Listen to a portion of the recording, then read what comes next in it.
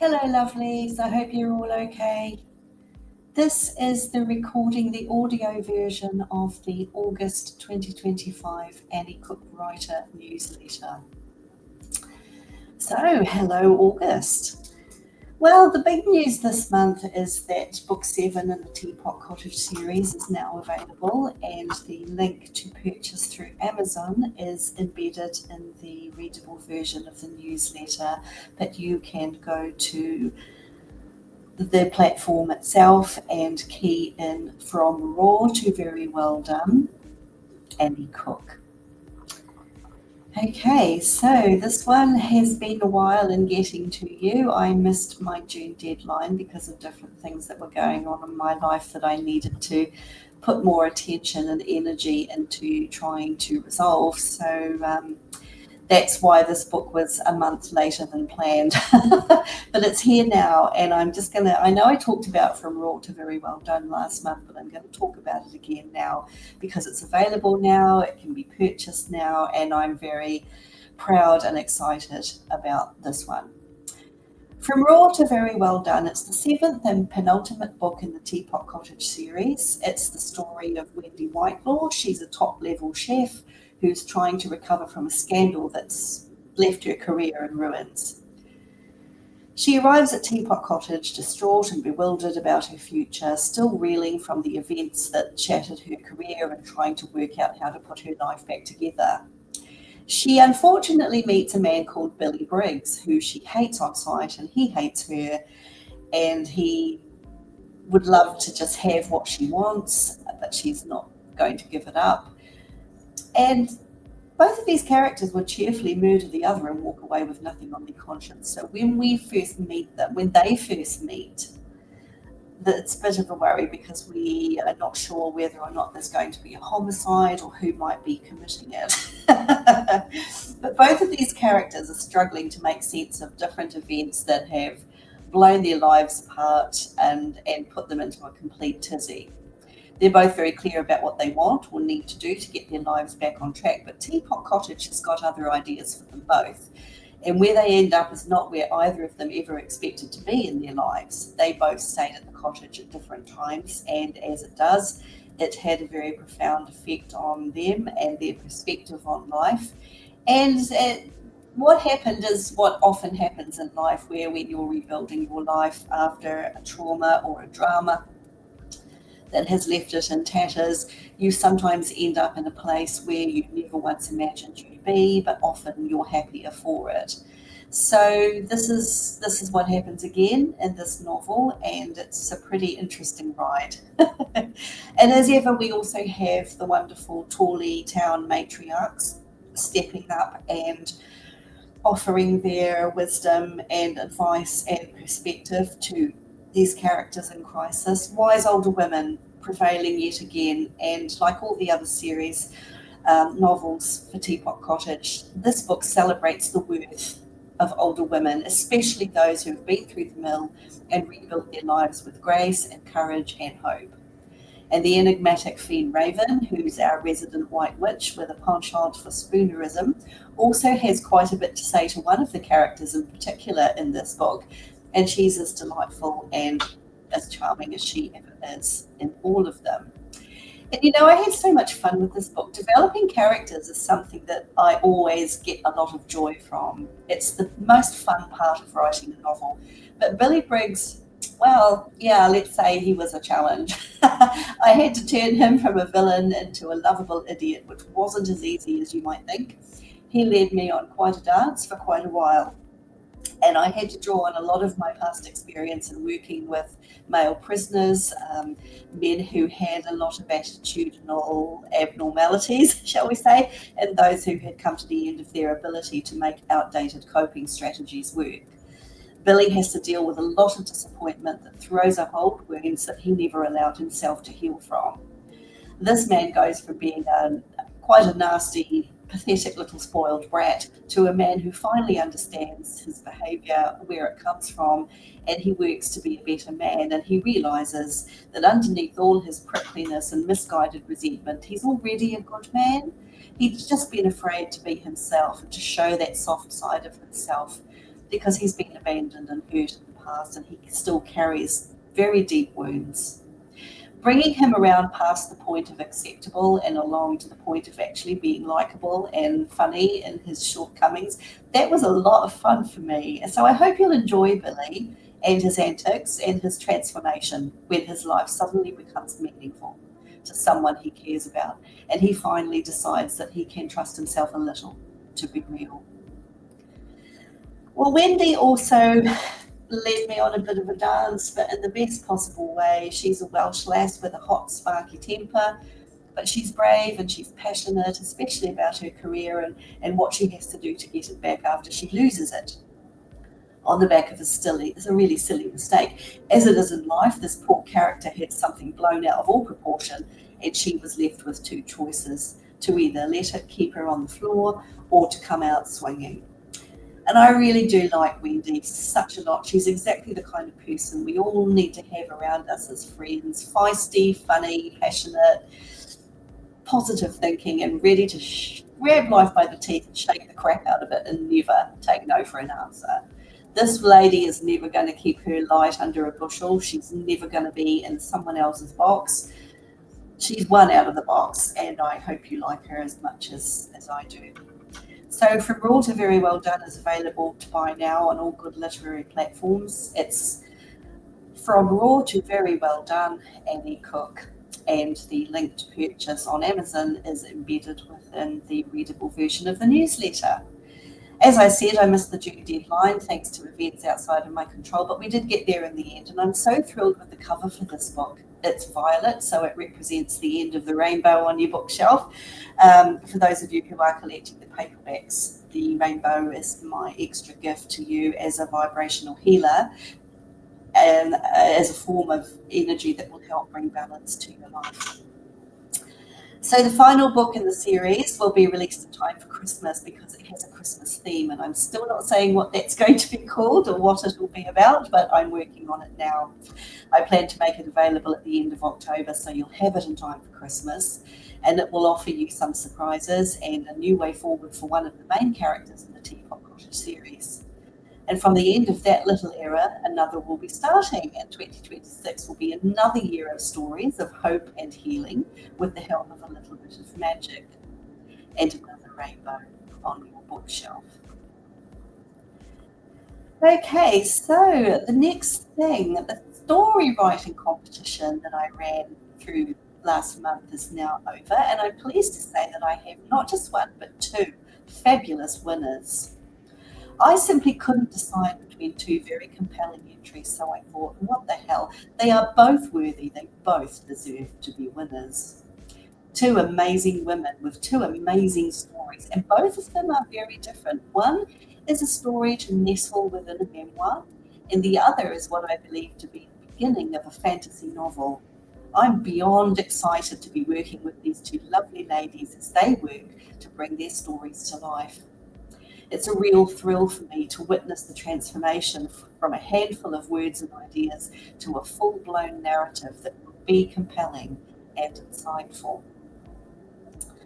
And the next big thing is a big thing. It's a new opportunity that I'm offering to one of my readers to be a jewel in my next story. I'm offering one reader the chance to have a cameo appearance in my next Teapot Cottage novel. As you know, the Teapot Cottage series has a lot of characters in them, people who come and go and often leave a lasting impact. Many recur in subsequent novels after they've been introduced, and I never know when I introduce a character how far or how long that character will endure. Some are recurring throughout the books, others are important to supporting a particular storyline, but their work is done at the end of the story, and their curtain call comes without much fanfare. And it's only as we go through the process that a decision on that is made, and it generally makes itself. But if you fancy the chance to have an appearance as a character in a Teapot Cottage story, please email me through my website to get your hat to the ring. You can either do that through www.anniecookWriter.com and follow the link, or you can email me directly on contact@anniecookWriter.com. Please bear in mind, if you're going to put your hat into the ring for this, what I will need from you is a little bit of self-description. Tell me as much about yourself as you're willing to share. Who you are, how old you are, what you do for a job if you have one, whether you'd like to be a hero or a villain. And this is open to everyone, by the way, because I love to have male and female characters in my stories and develop them in ways that suit the story. So don't let being a man put you off, and don't let the idea of being a villain put you off. I'm very open to all suggestions. But please note that the entries have to give me the real information I'm asking for to work with, to be considered or engaged with in communication. So do provide enough detail as you're brave enough to give. And come on, be a jewel in my next novel. And if you're the one chosen, you'll get a free signed copy of the book when it comes out.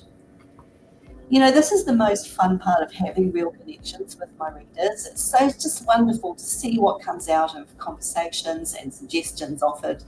Keep them coming, ladies and gentlemen. No, nobody is excluded from pitching in whenever you like or from being a jewel in the story. So yeah, here we are in August, and gosh, July passed in a blur of heat. I'm at my house in Italy and have been for most of the summer, and July was an incredibly hot month. We really struggled some days to keep cool. Thank God for air conditioning. But July also heralded a really important event in my life this year. It was the wedding of a very dearly loved friend. It really was the most beautiful wedding, and it meant we had to travel from, yeah, southeast rural Italy to southeast rural Kent, which was no small thing. But it was the most amazing event. We were happy to do it. As my friend married the love of her life, and I do have to admit to feeling guilty and shedding a tear when they exchanged their vows in a tent in rural Kent on what was probably the hottest day of the summer. Somehow I managed to stave off heat exhaustion and that glorious day was one of the most memorable experiences of my life. We went through quite a bit to get there and to get home again, but I can honestly say that although there's enough fodder in there for probably 3 novels, we weren't sorry that we did it, because it was quite something, seeing an incredibly beautiful woman I love very much tying the knot for what I hope will be the happiest marriage ever. I've been married for 29 years nearly, and I hope those two lovely, lovely people will be as happy after 29 years as me and my husband still are after that long. And so on the readable copy of the newsletter, there's an image of a very happy, smiley me on the day, and I'm wearing a turquoise 1950s style scooter dress with a fluffy petticoat underneath it, which can't be seen in the photo. But I'm probably looking as happy as I've ever looked in my life in that photo, and I was one of the happiest that I've ever been in my life to see my beautiful friend dressed as a bride and getting married, pledging her life to someone else. So, yes, and it's still summer holidays in the Northern Hemisphere at least, and a lot of people are taking their holidays now, and I know that many in the Southern Hemisphere are off to the ski slopes. For most holiday makers, there's a chance within the time away to catch up on a little bit of personal time and perhaps do a bit of reading, escaping into another world for a while as they lie beside the pool or sit on the beach or recover after hurtling down a mountainside on 2 tiny blades at the speed of sound with nothing but their own presence of mind and skill to break their fall. Can you tell that skiing's not my thing? Well, I do ski. I ski very well. My idea of skiing is sitting by a roaring fire with a mug of hot wine and reading a really good book. That is how I ski, and I do it very well, and it works for me. But I'm digressing. What I do want to say about holidays and reading is that, in my most humble opinion, the Teapot Cottage series of novels is a great set of books to take on holiday. I promise you that the first book in the series, called No Small Change, is a great beach, poolside, or fireside read. The other novels that follow on from that one have new stories and new characters, but some of the characters overlap, so you get to meet them again. And some of my readers say that picking up the next Teapot Cottage book is like coming home to a kind and gentle place where you can enjoy a bit of time with people who feel like friends. So no small change, Annie Cook. The link to purchase that is in the readable version of the newsletter, but you can go onto your literary platform and key in No Small Change, Annie Cook, and it will bring up the opportunity for you to buy. And No Small Change is where it all began. A.D. Bostock, our primary enduring character, arrived at Teapot Cottage as a menopausal basket case, trying to get her head around the fact that her marriage was over, her kids weren't speaking to her, and the friends she thought were friends turned out not to be friends, and they melted away like butter off a hot plate. She was dreading being alone and forgotten for Christmas, so she found solace in a house sit in a beautiful little cottage in the Lake District. But unbeknown to her, Teapot Cottage had its own particular type of healing energy, and while she was there, all kinds of things happened that led her along a path towards a new life, one that she once never imagined for herself. She ended up happier, and that's the beauty of Teapot Cottage. It gently helps people to rebuild and transform their lives in all sorts of unforeseen and incredible ways. So, No Small Change by Annie Cook. Okay, so my service to support women to tell their stories is now well underway, and the page is on my website with my video promoting that service embedded into the site. You can watch it on my YouTube channel, Annie Cook Writer, Stop Taking Crap, Start Taking Command. And that podcast series, that channel is dedicated to encouraging older women to do exactly that. Stop taking crap, start taking command. The podcast that I'm referring to here in support of women telling their stories, the podcast is called Family Stories Matter, and they really do. And this video tells you why they do, and why the legacy of the matriarch's story is such an important gift to her family that will resonate with them long after she has left the world. You can subscribe directly to that YouTube channel, Annie Cook Writer, Stop Taking Crap, Start Taking Command. And the podcast in question is Family Stories Matter. So you will find that there if you are not able to click the link in the readable version. So talking about the YouTube channel, it's growing in podcasts. I do a different one every couple of weeks or so, all about life, older women's issues, sample book chapters, meanderings in general. And I've even done a car karaoke, which is horrifying and terrifying in equal measure. And I've also just left a nice little heartwarming story in there of how I met my husband.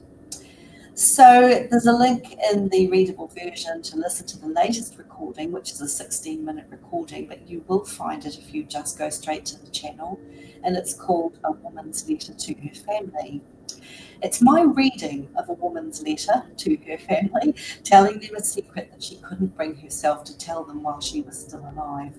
It's a letter that was passed on to me by a good friend I've had for many years, but he was her grandson, and he wanted me to get the message out about why a woman sharing her story is so important. He wanted to help me to do that. And the lady we are talking about, his grandmother, I have changed her name to protect the family. I've called her Joan Baxter, and she grew up in wartime Britain. She did things that weren't befitting a young lady of her time. In fact, in her own words, she wasn't quite right for her time. It's an incredibly personal glimpse into the hidden stitches within the tapestry of a family's life, and it threw up more questions than it answered, but it's important, and when you hear it, you'll understand why. Okay, so the novels so far are all listed on my website, www.anniecookwriter.com, and they're listed in suggested reading order because, although a couple of them are in a very different and much darker genre than the Teapot Cottage novels, they do put a little bit of meat on the bones of some of the characters in the Teapot Cottage novels. So if you read them in the suggested order, there will be a little bit of supplementary information that will help to make sense of certain characters and why they behave the way they do. We're all a product of our history, and sometimes it's important to appreciate the history behind why people are the way they were, or what their evolutionary journey was to becoming the people they are now. And all that's left for me to do now is the usual humble, grovelling, pleading beg at the end of every newsletter for myself and on behalf of every other author out there trying to get noticed.